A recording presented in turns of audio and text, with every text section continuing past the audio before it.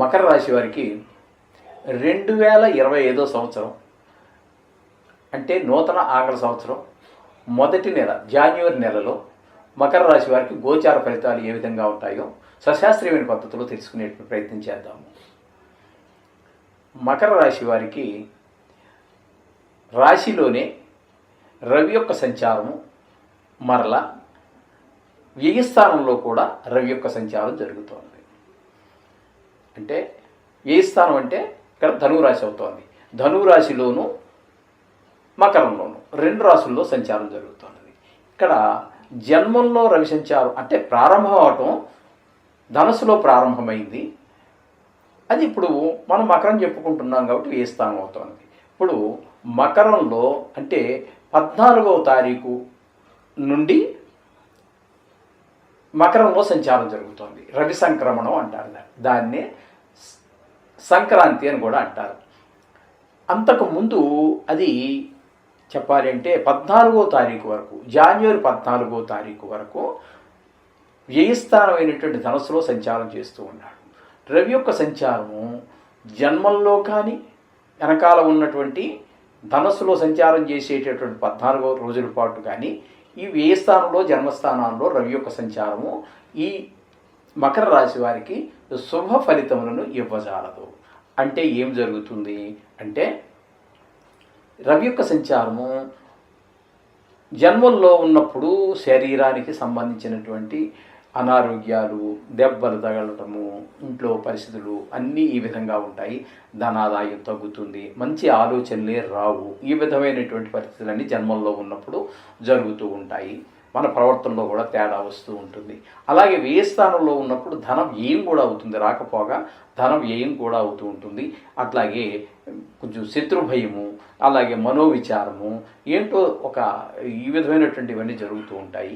ఇకపోతే కొన్ని సందర్భాలలో అంటే మరి ఇది మనం చెప్పుకున్నాం కదండి, రాశిగతమైనటువంటి ఫలితాలు కాబట్టి సుమారుగా 70 కోట్ల మందికి సంబంధించినటువంటి విషయం కాబట్టి కొంతమందికి కారాగార శిక్ష అంటే దుర్మార్గులు ఉంటారు కదండి. 70 కోట్ల మందిలో ఎంతమంది దుర్మార్గులు ఉంటారు, ఎంతమంది సన్మార్గులు ఉంటారు.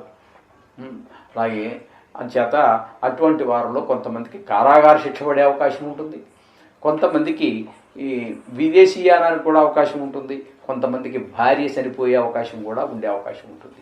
వ్యయ స్థానంలో రవి సంచారం జరిగేటప్పుడు మొత్తం మీద ఆరోగ్యరీత్యా బాగలేక ఈ విధమైన ఫలితాలన్నీ కూడా జన్మ వ్యయస్థానాల్లో రవి యొక్క సంచారం వల్ల జరిగేటటువంటి ఫలితాలు.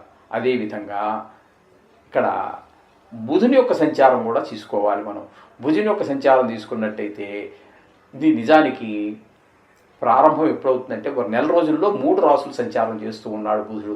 ఎక్కడంటే వృశ్చికము, ధనస్సు, మకరము 3 రాసుల్లో సంచారం చేస్తూ ఉన్నాడు.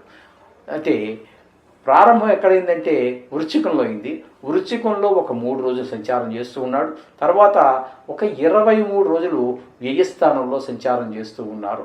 తదుపరి ఒక 5 రోజులు మాత్రం జన్మంలో సంచారం చేస్తూ ఉన్నాడు బుధుడు. ఇక్కడ మనకి చెప్పాలి అంటే జన్మంలో కానీ వ్యయంలో కానీ బుధుని యొక్క సంచారం శుభ ఫలితాలు ఇవ్వజాలదు. అంటే ఇంచుమించుగా 28 రోజుల పాటు శుభ ఫలితాలు ఉండదు. మొదట్లో మాత్రం ప్రారంభమైనటువంటి వృశ్చికంలో ఉండంగా అక్కడ మాత్రం మనకి అది మనకేమవుతుంది అంటే ఏకాదశ స్థానం అవుతుంది. కాబట్టి ఆ ఏకాదశ స్థానంలో ఉన్నటువంటి ఆ 3 రోజులు సంచారం బుధుని యొక్క సంచారం మనకి శుభప్రదమైన ఫలితాలు ఇస్తూ ఉంటుంది. 3 రోజుల్లో జరిగేది ఏముంటుందండి. సో అయితే మొత్తం మీద చాలు, ఒక గడియ కూడా చాలు. ఆ 3 రోజుల్లో మాత్రం శుభ ఫలితాలన్నీ ఇస్తూ ఉంటాడు. కొంచెం లాభం, ఆ వ్యాపారం బాగా జరగటము అవన్నీ ఉంటాయి. ఈ విధమైన ఫలితాలన్నీ బుధుడు ఇస్తూ ఉన్నాడు 3 రాసుల్లో సంచారం. ఇకపోతే శుక్రుని యొక్క సంచారం కనుక మనం తీసుకున్నట్టయితే ద్వితీయ, తృతీయ స్థానాలలో సంచారం జరుగుతుంది. శుక్రుని యొక్క సంచారము ద్వితీయ, తృతీయ 2 స్థానాల్లోనూ కూడా మంచి శుభ ఫలితాలను ఇస్తూ ఉంటాడు. అంటే 2 చోట్ల 2 రకాల ఫలితాలు ఉంటాయండి. ఇక్కడ ద్వితీయ స్థానంలో ఉన్నప్పుడు ధనాదాయం బాగుంటుంది, కుటుంబ పరిస్థితి బాగుంటుంది, కుటుంబంలో అందరూ ఆహ్లాదకరంగా ఉంటారు, మంచి మాట తీరు ఉంటుంది. ఈ విధంగా ఉంటుంది ద్వితీయంలో. ఇక తృతీయంలోకి వెళ్ళినప్పుడు అక్కడ అందరి యొక్క సహకారం అంటే వ్యాపార స్థలంలో కావచ్చు, ఉద్యోగ స్థలంలో కావచ్చు, మన గృహంలో కావచ్చు, చుట్టుపక్కల ఉన్నటువంటి వారి యొక్క వారి యొక్క ప్రవర్తన కావచ్చు, అన్ని యొక్క వీళ్ళందరి యొక్క సహాయ సహకారాలు కూడా చాలా చక్కగా మనకి అందుతూ ఉంటాయి. అంచేత వారందరి సహకారాలు అందేటప్పుడు ఖచ్చితంగా మనకి మంచి రిజల్ట్ వస్తూ ఉంటాయి. మనసా వాచ కర్మణ ఏ విధంగా ధన సహాయం కావాలా, మాట సహాయం కావాలా, మ్యాన్ పవర్ సహాయం కావాలా, ఇవన్నీ కూడా మనకి వాళ్ళందరి ద్వారా లభిస్తూ ఉంటాయి. అలాగే ముఖ్యంగా ఈ లలిత కళలకు సంబంధించి సంగీతం, సాహిత్యం ఇట్లాంటి వాటిల్లో, నృత్యం ఇట్లాంటి వాటిలో ప్రవేశం ఉన్నటువంటి వారికి ఒక మెట్టు ఎదగడానికి అవకాశం కూడా శుక్ర భగవానుడు కల్పిస్తూ ఉంటాడు. ఇక్కడ శుక్ర భగవానుడు యొక్క ఈ 2వ స్థానం అనేటప్పుడు ధనస్థానం కూడా కాబట్టి, ఇక్కడ 3వ స్థానం సహకారం కాబట్టి, ఇక్కడ మనకి శుక్ర భగవానుడి అనుగ్రహంతో షేర్ మార్కెట్లో పెట్టుబడి పెట్టేటటువంటి వారికి మంచి లాభాలు వచ్చేటటువంటి అవకాశం ఉంటుంది. అలాగే ఈ సినీ రంగంలో వారికి, అలాగే టీవీ రంగంలో వారికి, ఈ సోషల్ మీడియాలో వారికి అనుకూలమైనటువంటి ఫలితాలన్నీ కూడా చక్కటి ఫలితాలు వచ్చే అవకాశం ఇక్కడ మనకు గోచరిస్తూ ఉన్నదండి ఈ శుక్ర భగవానుడి యొక్క అనుగ్రహంతో. ఇకపోతే ద్వితీయ స్థానంలో శని భగవాన్ యొక్క సంచారం కూడా జరుగుతోంది. ఆ శని భగవాన్ యొక్క సంచారం ఏ విధంగా ఉంటుంది అంటే, కుటుంబంలో కొంచెం ఆయన ఇందాక మనకి శుక్రుడు ద్వితీయంలో ఉండగా చాలా ధన సహాయము, అట్లాగే మాట, కుటుంబంలో ఇవన్నీ చెప్పుకున్నాం కదా. తద్భిన్నమైనటువంటి ఫలితాలన్నీ కూడా మనకి శని భగవానుడి వల్ల కుటుంబంలో చికాకు, కొంచెము ధన ఆదాయం తగ్గటము, ఇట్లాంటి పరిస్థితులన్నీ కూడా మనకి మాటలో కఠినత్వము, ఎత్తుపొడుపు మాటలు, కొంచెం ఆడ్ వర్డ్స్ అంటే కఠినమైన మాటలు, అన్పార్లమెంటరీ లాంగ్వేజ్ అంటే కొంచెం చట్టబద్ధంగా అనేటువంటి భాషను వాడటం, వల్గర్ లాంగ్వేజ్, ఇటువంటివన్నీ కూడా ద్వితీయ స్థానంలో శని భగవాన్ యొక్క ప్రభావం వల్ల చూపుతూ ఉంటాయి. కుటుంబంలో కూడా కొన్ని చికాకులు కింద కలిగిస్తూ ఉంటాడు శని భగవానుడు. ఇకపోతే తృతీయ స్థానంలో రాహు యొక్క సంచారం జరుగుతోందండి. తృతీయంలో రాహు యొక్క సంచారం మాత్రం మంచి ఫలితాలన్నీ ఇస్తాడు.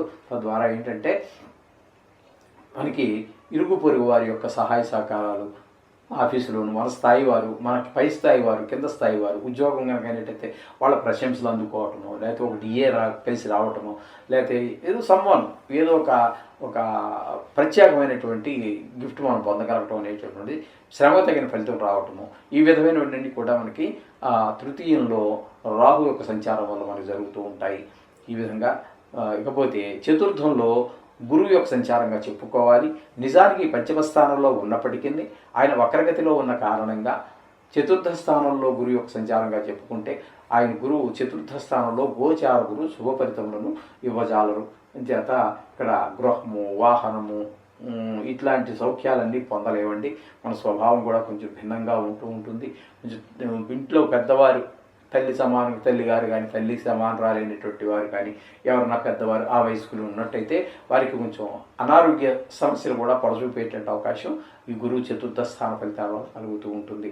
ఇకపోతే సప్తమ స్థానంలో కుజుని యొక్క సంచారం జరుగుతోందండి.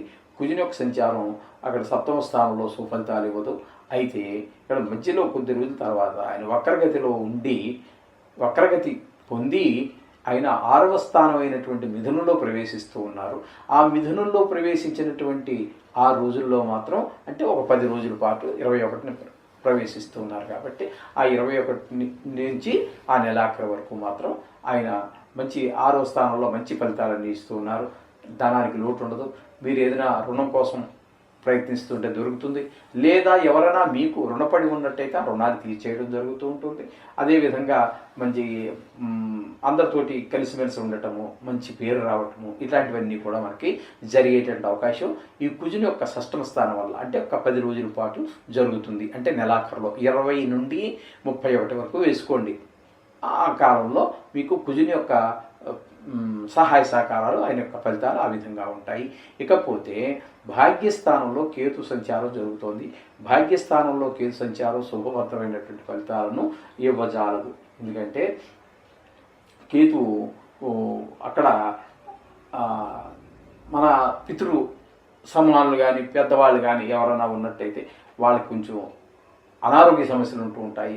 వాహన సౌఖ్యం ఇట్లాంటివన్నీ కోల్పోతూ ఉంటాము. కొంచెం దైవం మీద భక్తి కూడా నిలకడగా ఉండడం కష్టమవుతూ ఉంటుంది. మనం ఎంత కావాలని కూర్చున్నా మనిషి బాగానే కూర్చుంటాము, బాగానే చదువుతాము, కానీ మనసు అయితే లగ్నం కానిటువంటి పరిస్థితి ఉంటూ ఉంటుంది.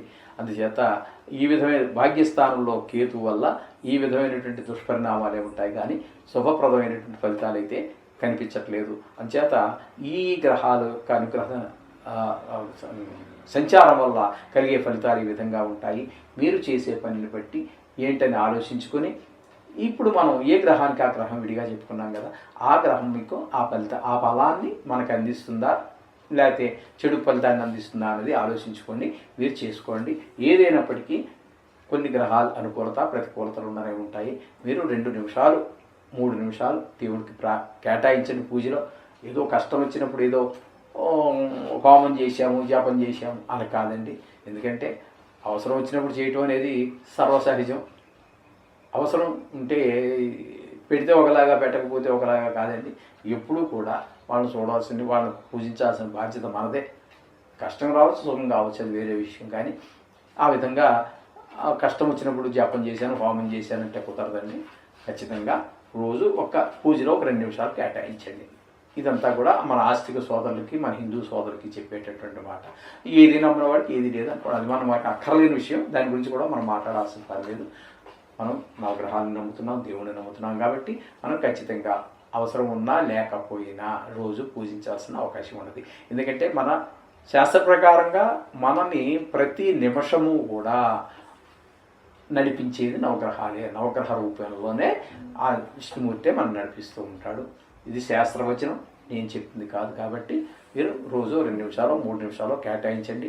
దైవిక సంబంధమైనటువంటి పనులు ఏవి చేసినా కూడా అవి మీకు చాలా శుభప్రదాన్ని కలిగిస్తూ ఉంటాయి. కొన్ని జీర్ణమైపోతూ ఉన్నటువంటి గుడులు ఉంటాయి. కొన్ని అంటే పాడుపడిపోతున్న గుడులు, లేకపోతే పూజలకి ఈ సామానికి వాటికి డబ్బులకి ఇబ్బంది పడేటువంటి గుడికి ఏదైనా మీకు తోచినటువంటి సహాయం చేయండి. జీర్ణమైపోతున్నటువంటి గుళ్ళని ఉద్ధరించండి. ఇది మీకు నవగ్రహ దోషాలు పోవటమే కాకుండా ముక్తి పొందడానికి ఒక సాధనంగా ఉపయోగించుకోండి. మన సనాతన ధర్మాన్ని కాపాడండి. మన పాడుపడిపోతున్న గుండెను రక్షించుకోవాల్సిన బాధ్యత మనదే. కాబట్టి ఇది గుర్తెరగండి. 2 నిమిషాల పాటు కేటాయించండి. అలాగే ఏదో ద్రవ్య రూపమో వస్తు రూపమో ఏదో ఒకటి మీకు గుడికి చేయండి. అంతా మంచి జరుగుతుంది. శుభం భూయాత్.